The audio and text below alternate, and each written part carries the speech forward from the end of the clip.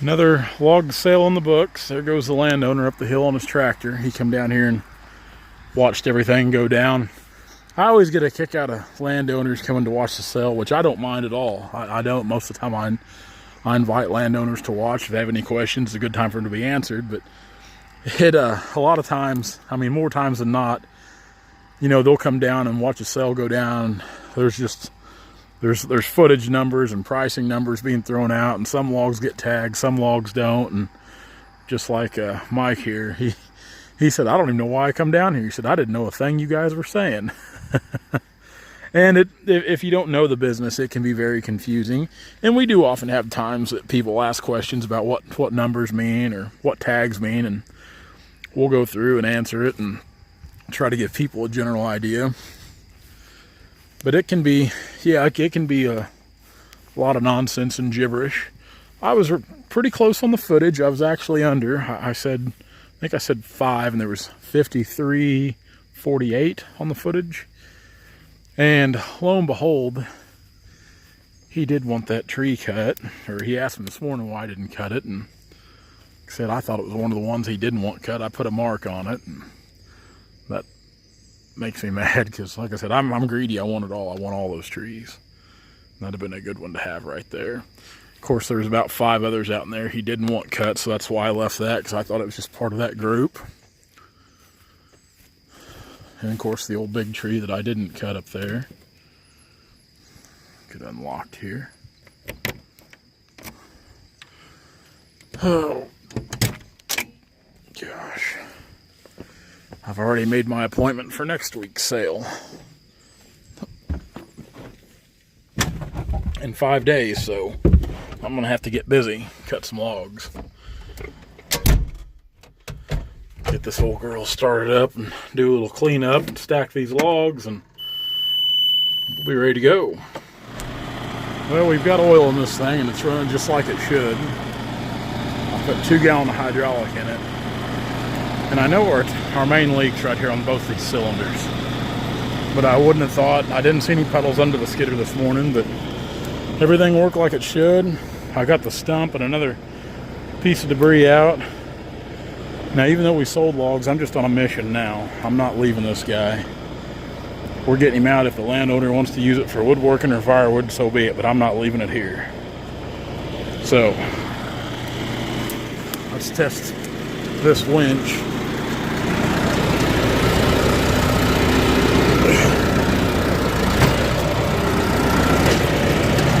See if it wants to work for us this morning. We're spooling.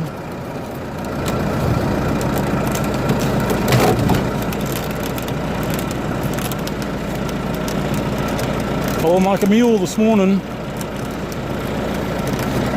Man, I guess that thing was just low on oil. See if it... Well, the winch is not holding.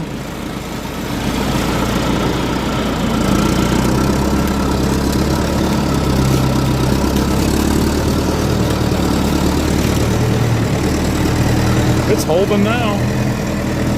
Huh. Ain't that something? That makes me mad. That's a pretty good log. Makes me mad.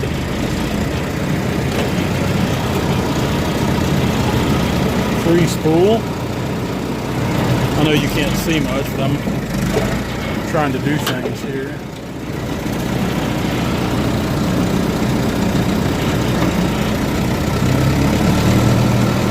Everything's working fast this morning.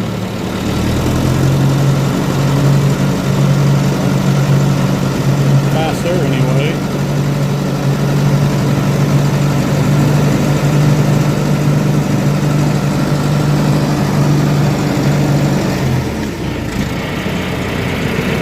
This thing might have just been ridiculously low on fluid. She's doing things now though. So, I found we've got kind of an oil leak, it appears. Somewhere this winch is gushing oil. That's where our big oil leak is, right there on the winch. So, looks like we'll be calling John Deere today to get some more seals. Always something on this old stuff. You gotta love it and you gotta hate it. It's like I said in yesterday's video. You've got two options with forestry equipment. You can be in debt to the bank and work for them, which some days honestly seems like the thing to do, i.e. those two pieces of equipment sitting there. Or you can be a pretty good mechanic and work on this old stuff all the time. And honestly, I'm not for sure which the right way to go is. If you can stay busy all the time, personally, I think I would rather make a payment as work on stuff, because not only are you working on stuff, but the downtime and being behind schedule is what really hurts you. That's what really hurts you with anything. And we stay really busy. We're very fortunate that we stay busy all the time. Always backed up in work, it seems like. And the thing that hurts me a lot is lost time from working on some of this stuff, like the clutch and pressure plate and the other 548D. What's lost time there? The hydraulic hose from last week, kind of almost missing a full day of work because of that. And then yesterday, this problem, lost time. Lost time will cost you. Time's something you can't ever replace.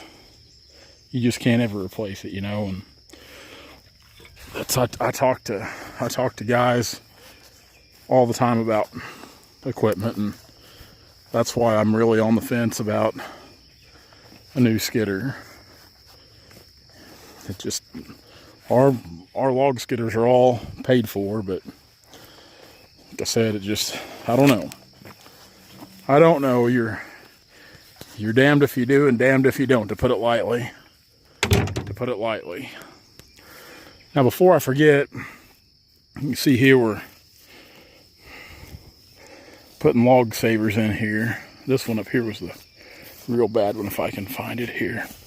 Yeah, of course that one's bad, but these logs are really starting to check out. And these are plastic. These are plastic log savers. But you'll notice a lot of these logs, they're really starting to check out bad. So you've got to get your irons or log savers in there. That time of the year, good old summertime logging. Fall cannot get here soon enough. Sure can't.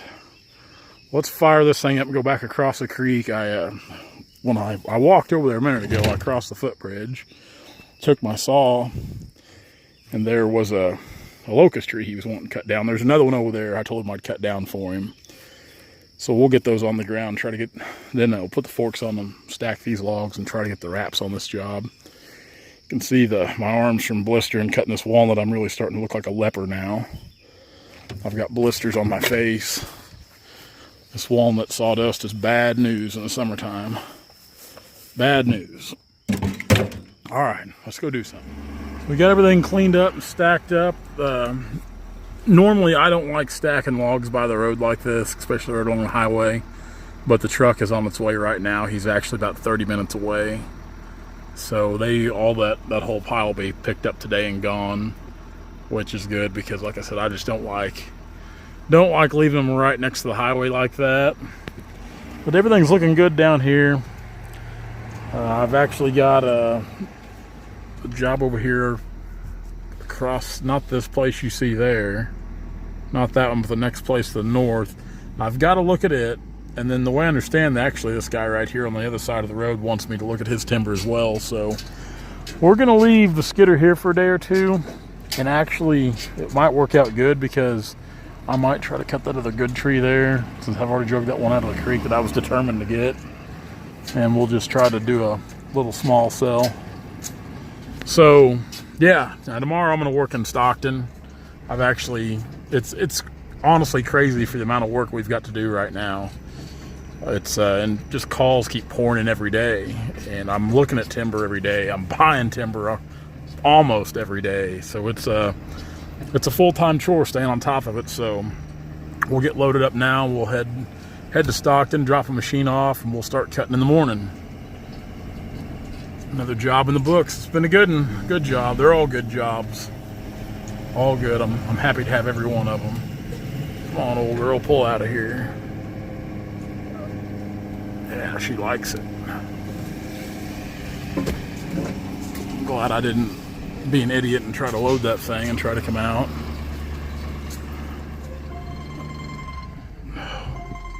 Who's calling me now?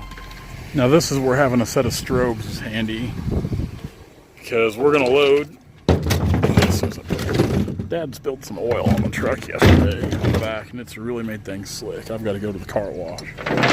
But yeah, got the strobes going. See, busy road, traffic coming here. We can throw the strobes and the hazards on, and we can load a little safer. At least people kind of know we're doing something, know what's up. So I'm gonna kick these ramps down, and we're gonna get loaded. And I'm feeling ambitious today. I'm gonna go ahead and try to get started on this little job here at Stockton. Get some trees knocked down on the ground. This is actually on a, it's almost like we're family, but we're not really. We have the same uncle, but we're not family. Just good friends, good friend of the family. Of course, Stockton, small town, everybody's related. But this belongs to Brian Ewing, owns a concrete plant here in Stockton. His brother Rex owns a concrete plant in Bolivar. And we've cut trees out of Brian's yard before. Cut them out of his mom's yard over there as well. But Brian's tired of mowing around these. Not that I can blame him, because he usually keeps all this pretty short. He's probably getting ready to mow now. But we're going to take all these down. Look at this gorgeous house. It's incredible, isn't it? That's a big house. Got a full basement under it too. It's big. Big house. So let's throw the chaps on. Saw should be sharp and ready to go. We'll get to laying these down. I unloaded the skid steer just a bit ago. And we'll cut the tops up, and we're going to pack the tops out of here. We're going to pack them out here and back. He's got a ditch. We're going to put the tops in, and we can keep his yard looking good. And I actually looked into a Fecon StumpX grinder. I called about it yesterday. My first mistake was calling about purchasing one, and I realized real quick that was ridiculous on my part. Rent was pretty reasonable. Now, I was told two different stories. The first story I was told is that my low flow or standard flow hydraulic skid steer could run it. The second story I got was that I needed high flow to run the StumpX grinder. If you guys know about the StumpX, it doesn't turn revolutions real fast. So, yeah, who knows? Let's cut some trees. Well, I got a little carried away. Cut them all but two. And I'd have cut them, but I fell trees into them. I was, now a lot of times I'll use stuff like this out here in these open areas to practice my cuts or different techniques. Today I practice using a wedge and different notches, different techniques for that, just playing around what it come down to. And it just kind of, you can play around in situations like this where if something goes wrong, you're not going to crush a fence or get into another tree or something. So it's I think it's a good time to practice some of your techniques, or if you're wanting to try something new. And I know not everybody's got the luxury of cutting in open areas like this, but I do. Not to rub it in, but I do, and this is where I do a lot of practicing. Now, years ago, I'd say probably at least 10, when Brian was building this house, we cut some trees out of this area here and in the back. If you look over here on the other side of the fence, this is a tree farm. All these walnut trees have been planted years and years ago, and actually some of them now, like this guy right here, they're starting to where they're getting to be nice size logs. You know, nothing good, they're just lumber. There might be a few low-grade veneer on the backside in that low area, kind of down off in there, but that's it. Just lumber logs, but with the price of walnut, hey, ain't nothing wrong with that lumber. Now tomorrow, I'll come back, and it'll be a lot of skid steer work, just piling. I've already cut a lot of these tops up real good, so I just got to put the grapple on and grab the tops, take them to the back behind Brian's house. He's got a ravine. He wants me to shove the tops in, and then we'll pack the logs out of here. And they used to, I would never, I passed on jobs like this. I did. I used to pass on a lot of jobs like this, but as things change and you kind of try to evolve your company and you just try to suit the needs of others, your clients. I love doing jobs like this. I would just as soon do these jobs like this as I would big jobs anymore. I really would. You can get in and out real quick. Now, don't get me wrong. I'm not a big fan of doing a lot of residential work, but if it's lots or big open areas like this, I won't pass them down. That's why we got the skid steer. It's just so handy for things like this because you don't worry about tearing up the yard. You know, those tracks. As long as you don't turn sharp with your tracks and cut, you're not going to tear things up. So the skid steer works good in these kind of applications. So tomorrow we'll get these piled up, and hopefully either tomorrow afternoon or Saturday we'll move to another little job like this I got. Okay,